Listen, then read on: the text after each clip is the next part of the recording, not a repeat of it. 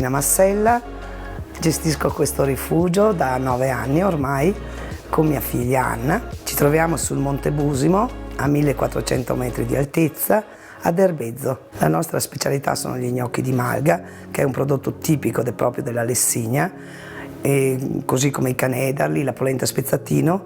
Usiamo tutti i prodotti locali, abbiamo tanti bravi ragazzi che fanno prodotti veramente buoni.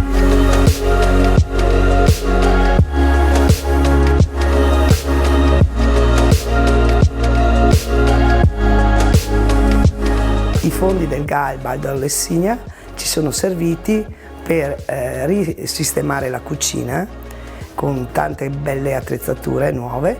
Il giardino esterno invece sono stati messi tutti i tavoli nuovi in legno molto belli. Il vantaggio dei tavoli esterni è che abbiamo potuto offrire un servizio migliore ai nostri clienti con più spazio. Sono dei bei tavoli comodi dove poter stare seduti anche parecchio tempo a mangiare e a guardare il panorama. Ci siamo trovati benissimo col Garibaldo Lessigna, ci sono stati dati tutti i fondi che avevamo richiesto e in maniera molto puntuale. Ringraziamo anche Aveppa, che è l'ente controllore, che ci ha aiutato molto. Vi aspetto a Rifugio Dardo per godere del nostro panorama e del nostro cibo genuino. A presto e grazie a tutti.